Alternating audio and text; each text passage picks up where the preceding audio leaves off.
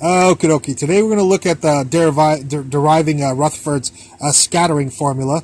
Rutherford shot alpha particles at nuclei and thin pieces of gold, thin layers of gold. So he was shooting alpha particles at gold nuclei, and he noticed that the alpha particles, when he measured them over here, would bounce off a little bit, graze off of them, and sometimes would bounce back.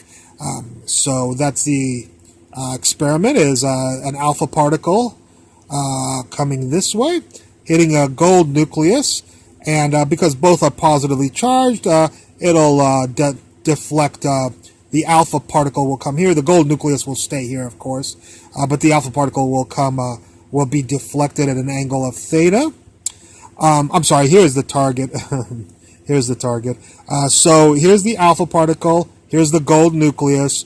This R right here is called the impact parameter, which is the distance from the nucleus to the straight line path of the alpha particle.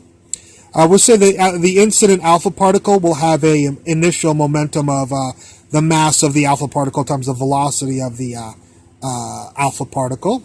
The nucleus, of course, will not move, and it'll go off. And then we'll have a final momentum, and it'll be actually the final momentum will be very close to the initial momentum. So actually these will also be mass initial and V initial. The momentum will not change that much here. Okie dokie. So let's get started. Of course, we say that the nucleus, because again they're both positively charged, the nucleus will be exerting a force in this direction, and the change in momentum, I'm sorry, when I said there was no change, there is a change in the vector, the momentum vector, but no change in the magnitude of the momentum. So here's the force, the electrostatic or dynamic force between a positively charged gold nucleus and a positively charged alpha particle. This will be the force will be exerted at this moment, and then this will be our change in momentum will be in this direction right here. Okie dokie. So let's get started. The first thing I decided to do is I wrote the change in momentum right here. That equals the momentum final. The change in momentum, of course, is the momentum final minus the momentum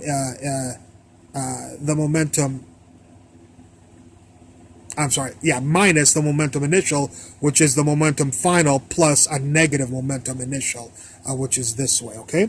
So notice that the momentum final is this right here, and that's why I put it at this angle, and the momentum initial was going this way, so negative momentum initial will go this way. So momentum final minus momentum initial will be the change in the momentum, the vector momentum. All right. Let's take a look at some of the angles here. We said this angle was theta right here. If this angle is theta, then this angle is also theta, because two parallel lines get cut by the same opposite angles right here. So this is theta. We're assuming that these momentums are the magnitudes are the same, so this will be an isosceles triangle.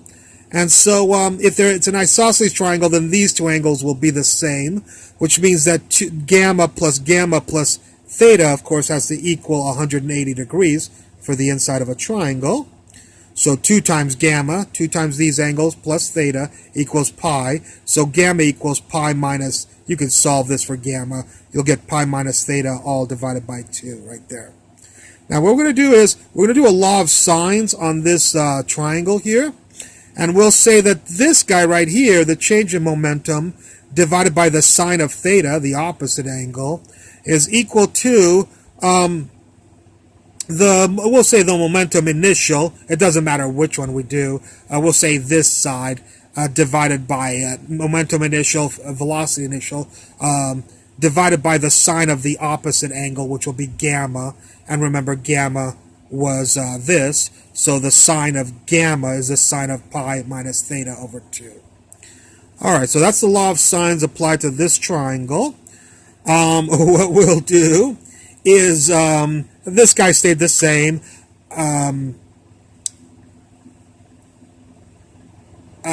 This person right here, the sine of theta, can be written as 2 sine theta over 2 cosine theta over 2 with a trig identity.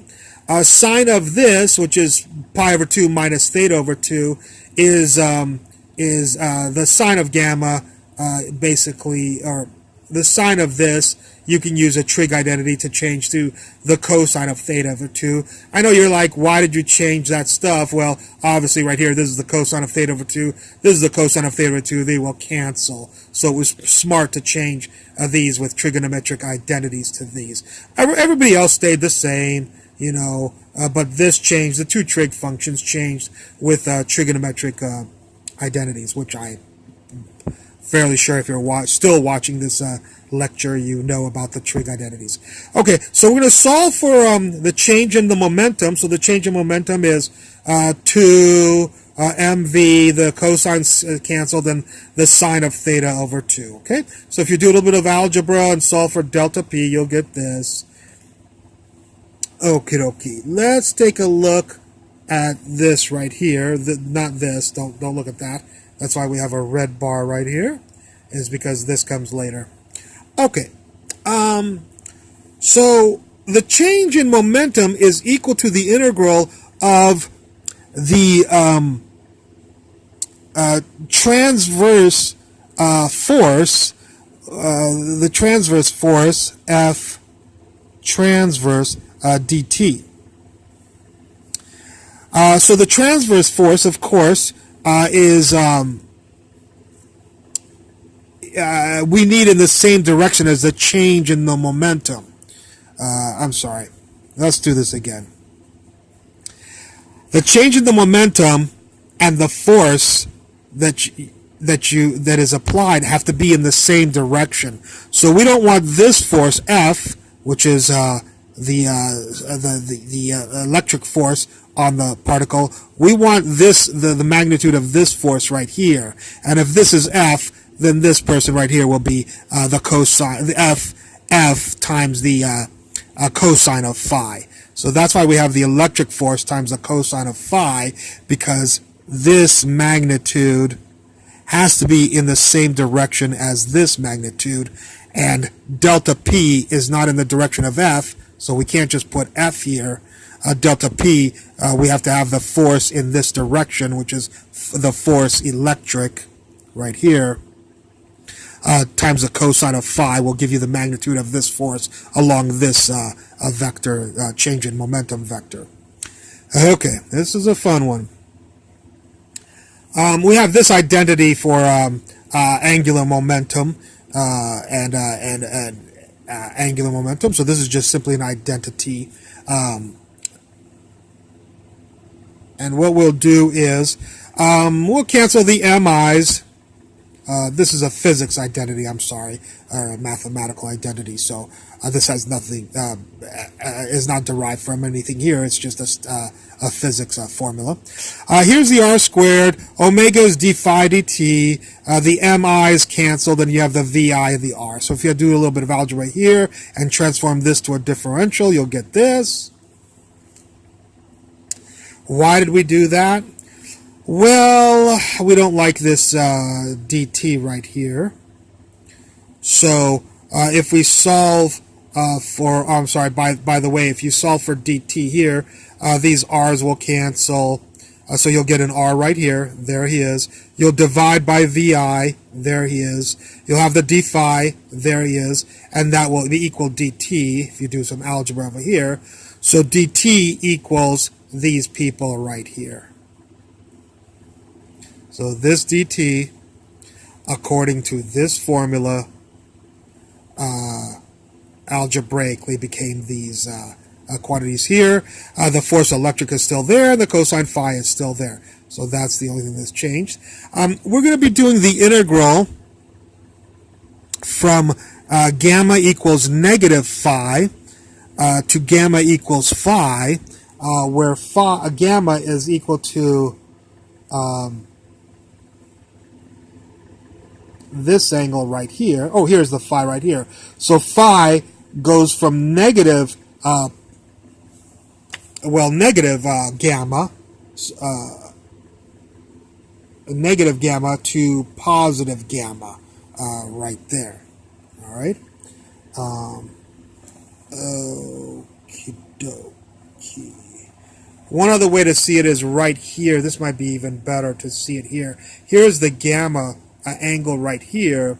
So gamma this arrow will point from negative phi, negative gamma, to we'll want it to swing to positive gamma at the end of the experiment, from when it was very far away here to when it's very far away here. We want to sum up the effect of the electric force on the incident particle, alpha particle, from when it was really far away here to when it's really far away here. So that's why we have negative gamma to gamma. All right, here I'm explaining it again. And so at t equals negative infinity, you're way over here, which is at gamma equals negative gamma to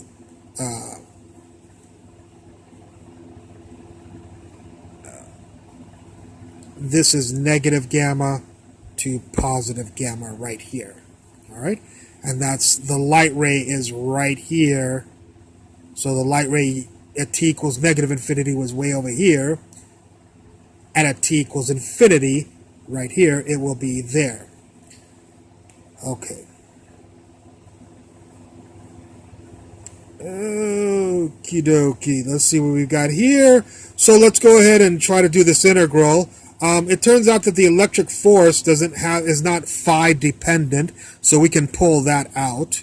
There's the r right there. There's the initial velocity right here, which is actually the velocity of the alpha particle throughout the experiment, or the magnitude of the velocity throughout the experiment.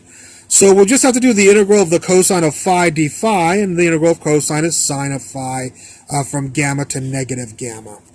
All right. So there's the Fe, the R, the Vi. I've evaluated this. Sine of gamma minus sine of negative gamma, which of course is 2 gamma right here. Let's see what we got on the next page.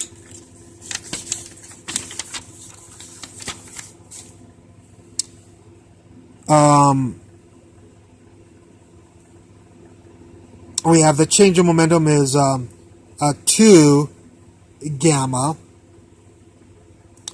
Force electric, the impact parameter, the initial velocity, and now we have the cosine of phi over 2.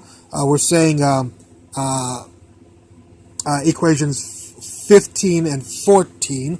So let's just take a quick look at 15 and 14. Oh, I'm sorry. I didn't go over here. Let's try this again. Okay. So here we had FER 2 sine gamma over VI. This is on top here because these people became this person. So this is in the numerator. Okie dokie. So let's see what we have here. We have the change of momentum is FE. There's the FE. There's the R. There's the VI right there. There's the 2. And the sine of gamma is equal to the cosine of theta over 2 right here. So let's see why that is. Well, the sine of gamma is equal to the sine of pi over 2 minus theta over 2. And a trig identity tells us that this is the sine of pi over 2, cosine of theta over 2. Sine is the same sign, so plus the sine of theta over 2, cosine of pi over 2. Well, the cosine of pi over 2 is 0, so this will go away. And the sine of pi over 2 is 1, so the sine of gamma is the sine of pi over 2 minus theta over 2 is equal to 1 times the cosine of theta over 2. So the sine of this person right here, the sine of gamma, is equal to the cosine of theta over 2 right here, according to trigonometry.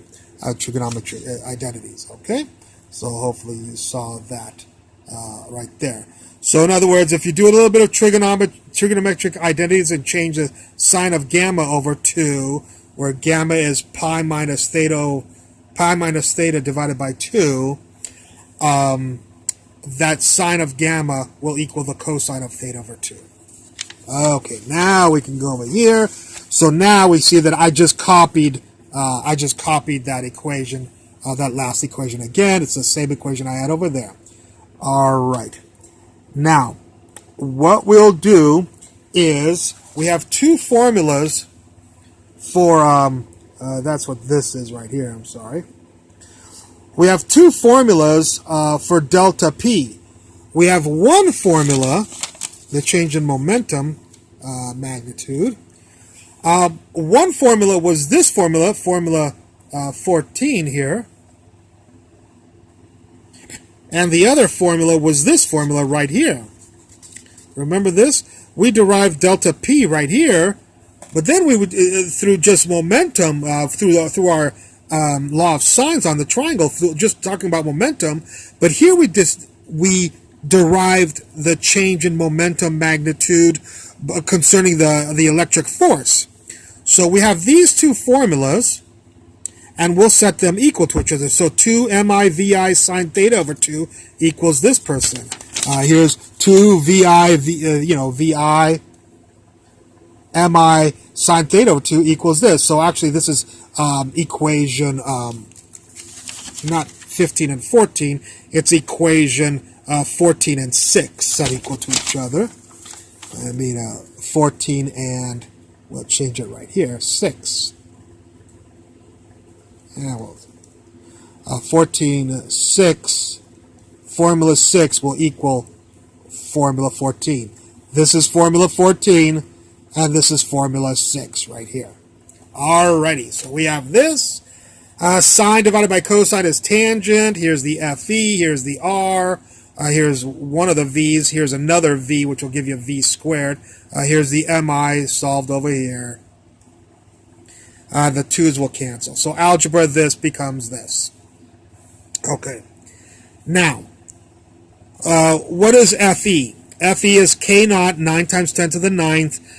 Q incident, Q target, charge of the incident particle, charge of the target particle, charge of the alpha particle, charge of the gold nucleus, divided by the impact parameter squared, how close the alpha particle comes to the nucleus, its line of,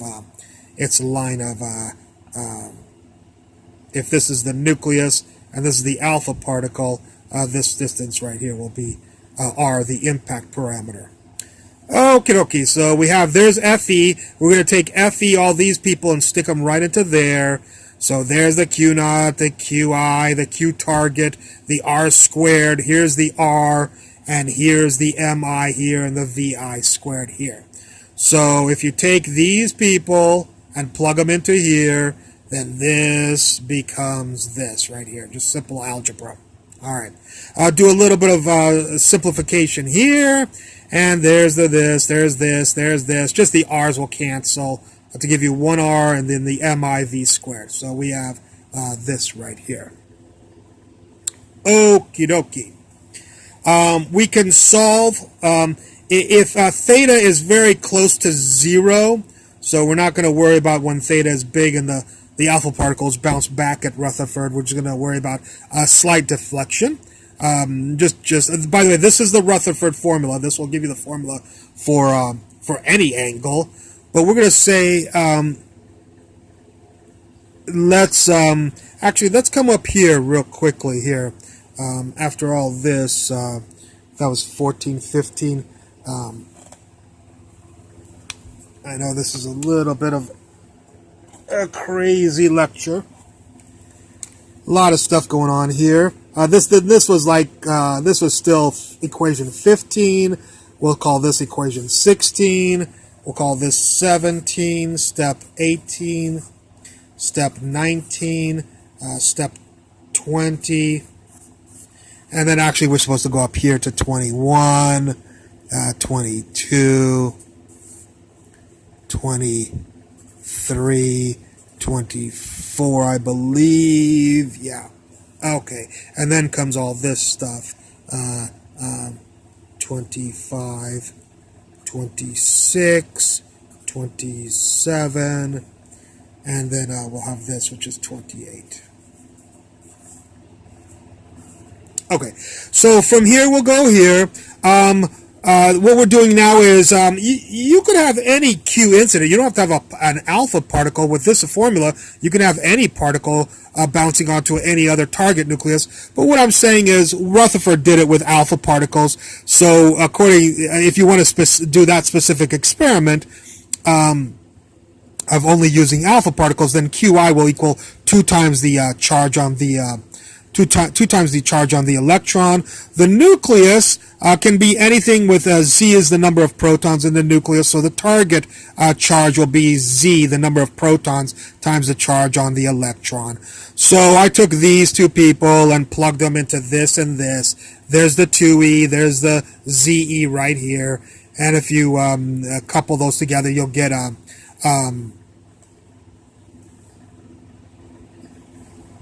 we'll get so here's the K naught, ZE squared is right here, here's the R, and then MIVI squared divided by 2 is kinetic energy on the bottom. So this is written in terms of if you know the kinetic energy of your alpha particle, and you know the Z of your nucleus, and you know the constant of the electrostatic constant 99, and you know the impact parameter, you can calculate the angle. Usually it happens the other way, where we know the angle that it comes out, and we can figure out what Z is, how many protons there is in a nucleus, okay, or the kinetic energy. Well, we know the kinetic energy because we're shooting the alpha particles at specific velocities.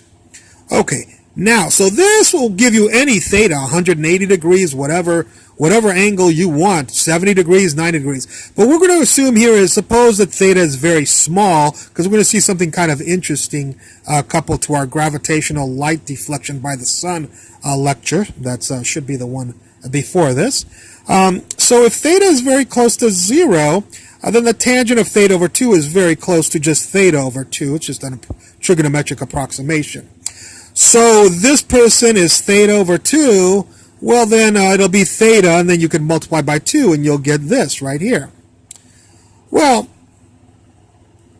this person right here actually will rewrite like this. Here's the 2, the K naught, the charge incident particle, charge target particle R, and then 1 over MIVI squared. And if we look at this, this is the angle. If the angle is very small, theta, this will be the angle of deflection right here, okay?